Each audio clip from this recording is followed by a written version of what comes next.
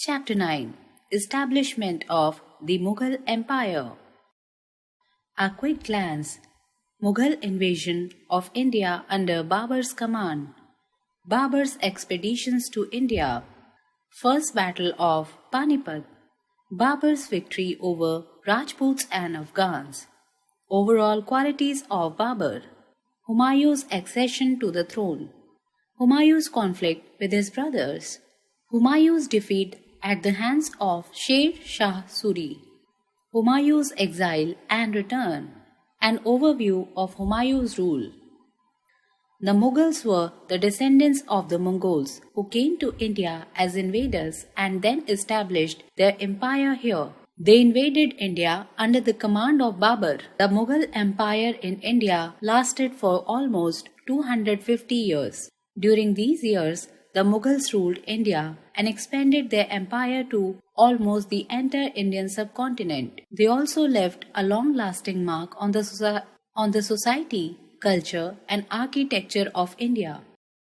Babur, 1526 CE to 1530 CE. Zahiruddin Muhammad Babur was the first Sultan of the Mughal dynasty. He was born in a small place called Ferghana in Central Asia. He became the ruler of Ferghana at the tender age of 12 in 1494 CE after the death of his father. He was a descendant of Genghis Khan and Timur Lang. However, he had to leave his ancestral throne due to the invasion of Uzbeks, another Mongol tribe. Subsequently, he wandered for several years. After failing in the attempts to conquer Samarkand, Babur soon conquered Kabul in 1504 CE. Babur was attracted by India's wealth and led an expedition to gain control over India. He wrote pleasant things of Hindustan are that it is a large country and has masses of gold and silver.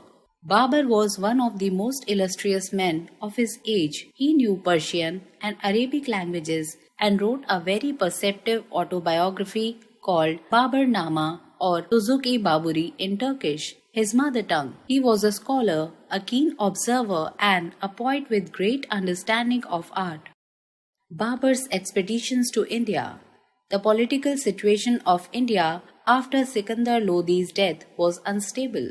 At that time, India was under the rule of Ibrahim Lodi, who was the successor of Sikandar Lodi. He was a stern ruler. His nobles did not like him and therefore rebelled against him. He defeated all of them.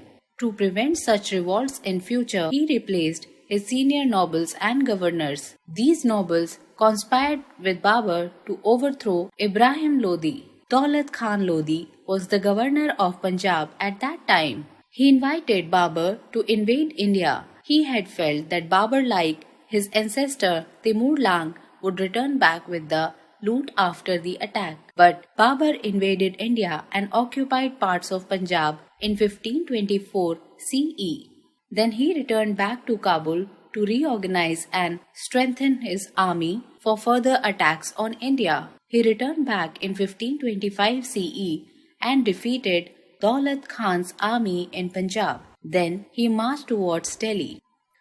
Snippet: the autobiographies like Baburnama and Jahangirnama provide a lot of information about the Mughals. Many court historians like Abul Fazl and travelers like Frenchman Francois Bernier and Christian missionaries like Father Rudolph have also left behind valuable accounts of that period. First Battle of Panipat.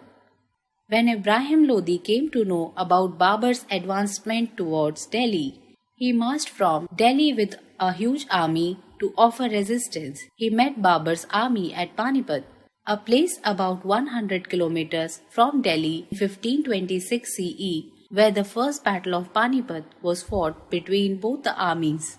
Ibrahim Lodi, the last Sultan of the Delhi Sultanate, was defeated by Babur in this battle, bringing an end to the Delhi Sultanate and the formal establishment of the Mughal Empire in India. Babur made the city of Agra his capital in the same year. Although the army of Babur was small in comparison to that of Ibrahim Lodi's army, yet he won the battle because of the following reasons given hereafter. He used guns and cannons, which was not known to Ibrahim Lodi's army. His army was small but more disciplined, well-trained and loyal compared to the army of Ibrahim Lodi. Babur was a genius commander who easily routed the India army of Ibrahim Lodi. After having seized Delhi and Agra, Babur had to face tough resistance of the powerful chieftains of the regions in and around Delhi and Agra and the strong Rajputs under Rana Sanga of Mewar. Rana Sanga of Mewar had given the strongest resistance to Babur's expansion plans. He, along with the rulers of Marwar, Amber, Gwalior, Ajmer and Chanderi, fought against Babur in the Battle of Khanwa in 1527 CE. Babur defeated the Rajput rulers and captured some important forts such as forts of Dholpur, Alwar and Gwalior. He captured the fort of Chanderi after defeating Rajput ruler Medini Rai in 1528 CE. With these two victories, Babur subdued the Rajput powers. After that, Babur defeated Afghan ruler Muhammad Lodi, who was aided by Nusrat Shah, the Sultan of Bengal, at the Battle of Ghagra in 1529 CE. All these battles secured Babur's position in northern India. Within 4 years, Babur was in possession of the Indian territories from river Indus to Bihar and from the Himalayas to river Narmada. Babur was a great ruler and talented military commander. In spite of having a smaller army as compared to the army of his opponent Indian rulers, he defeated them all because of his exceptional military skills and use of cannons. He was a lover of nature who built symmetrically laid out gardens called Charbagh. He was tolerant towards other religions and did not allow ulemas to influence his decisions. Babur died on 26 December 1530 CE. Initially, he was buried in Agra, but later his body was dug and reburied in a garden in Kabul, as per the directions given in his will. Snippet. Towards the end of Babur's life, his eldest son, Humayun, fell seriously ill.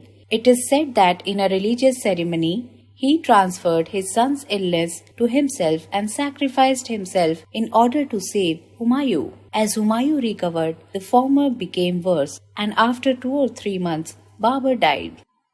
Snippet. Krishna Dev Raya, Emperor of Vijayanagar Empire, was the most illustrious ruler of Deccan and a contemporary of Babur. In his reign, 1509 AD to 1529 AD, the empire reached to its zenith in peace, order, power, prosperity, and learning. In the autobiography of Mughal Emperor Babur, Baburnama, he described Krishna Dev Raya as the most powerful ruler of India. Overall qualities of Babur. Babur was a great scholar who had a good command over Turkish language. He also possessed good knowledge of Arabic and Persian. He wrote his autobiography Tuzuki Baburi or Baburnama in Turkish, which ranks among the best autobiographies of the world. In his autobiography, Babur has vividly described the society and people of India in those days. He has also given a detailed account of the flora and fauna of the country. He has given a true account of his successful and unsuccessful military campaigns and other adventures of his life. His grandson Akbar got it translated into Persian language. Till date, it has been translated into 31 languages across the world. His collection of poems in Turkish called the Divan is also considered as one of the best contemporary works of poetry. Babur was a great military genius who possessed the art of victory, the art of governance, and the ability to win the hearts of his nobles and soldiers. Babur was fearless in battles. He was himself a good archer and superb horseman who could ride a horse for long hours without any break. He was never discouraged by defeats. In great crisis during the course of the battle, he was calm and resourceful.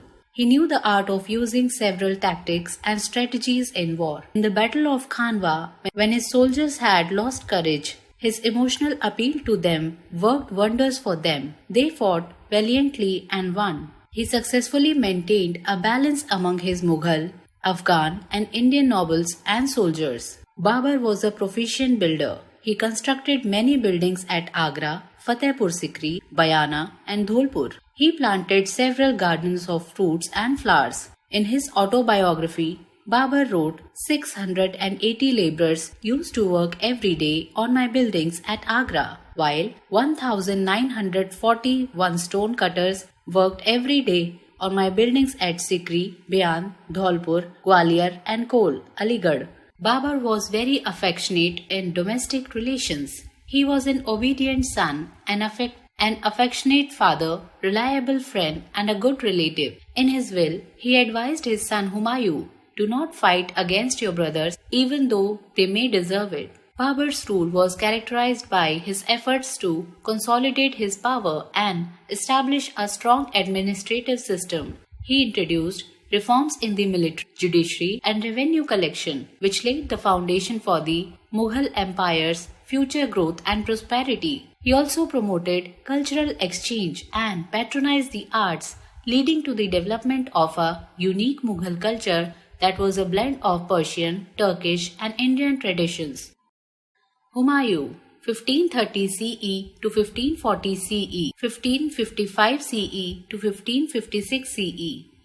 After Babur's death, his son Humayun ascended the throne of Babur's large Indian empire in 1530 CE. He was an able ruler. He did not possess the energy and also the vivacity of his father. He faced strong opposition from his own brothers, Askari, Hindal, and Kamran. The other obstacles in his path were the Afghans both in the east and west. In the east, he had to face the most dangerous Afghan rebel, Sher Khan, who had control over Bihar. In the west, he had to face Afghan ruler of Gujarat, Bahadur Shah, who was very ambitious and had started expanding his territories and had set his eyes upon Delhi. Humayun first focused his attention towards Sher Khan and captured Chunar Fort in 1532 CE. But he abandoned the siege after a few months because of Bahadur Shah, who had become a threat for him in the west. Humayun then led an expedition against Bahadur Shah in 1537 CE and conquered the whole of Gujarat and Malwa as Bahadur Shah did not offer any resistance. While Humayun was busy in expanding his territories in the west, Sher Khan took advantage of his absence from Agra and strengthened his hold over Bihar and Bengal. This alarmed Humayun, who moved towards Bengal, leaving his western territories of Gujarat and Malwa under his brother Askari. Bahadur Shah took advantage of this opportunity and recaptured Gujarat and Malwa. The armies of Sher Khan and Humayun met at the Battle of Chausa in 1539 CE. Humayun was defeated and he narrowly escaped by jumping into the river Ganga. After this victory, Sher Khan became the ruler of Bengal and Bihar and he assumed the title of Sher Shah Suri. Sher Shah's victory over Humayun at Chausa encouraged him to conquer the throne of Agra. He moved towards Agra with a powerful army and fought a battle with Humayun's army at the Battle of Kannauj on the banks of River Ganga in 1540 CE. This time also the Afghan power triumphed and Humayun fled for life. Now Sher Shah Suri became the ruler of Delhi and Agra. Humayun lived a life of a wanderer in search of allies to help him regain his lost kingdom for the next 15 years, 1540 CE to 1555 CE. He received no help from his brothers. During his exile, while he was in Amarkot, Sindh, his wife Hamida Banu gave birth to Jalaluddin Akbar in 1542 CE. Finally, he left India in 1544 CE. He sought refuge in the Safavid court of the Persian Emperor Shah Tahmasp I. With the help of Persian Emperor, he first conquered Kabul and Kandahar from his brother Kamran, who was blinded and sent to Makkah.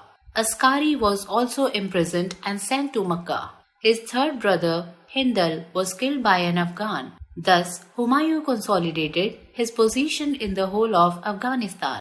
In the meantime, Sher Shah's death in 1545 CE and his weak and incompetent successors gave Humayun the opportunity to conquer Delhi and Agra and re-establish the Mughal rule in India in 1555 CE. He died shortly after this in 1556 CE after an accidental fall from the stairs of his library in Purana Kila in New Delhi.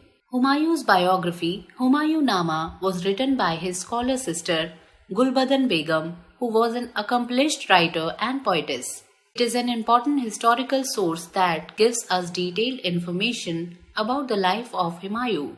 He was fond of literature, mathematics, philosophy, Muslim theology, and astronomy. He was well versed in Persian and Turkish languages. He was a pleasure-loving person who lacked administrative and military skills. An overview of Humayun's rule. Humayun was the second Mughal emperor who had received a vast empire from his father, Babur, as a legacy at the age of 22. He was known as Nasiruddin Muhammad Humayun, who was more of an adventurer than a ruler. He lacked the foresight and military skills of his father and was unable to retain and consolidate his position. An emperor in exile was the most tragic condition of his life. His half-brother, Kamran Mirza, was very cruel and always tried to harm him, but every time he used to forgive him. Without any war, Humayun gave him the entire province of Punjab. This kindness proved to be fatal for him, and this depicts his lack of foresight. His defeat at the hands of Sher Shah shows his lack of military skills of building a good and effective strategy against his rivals.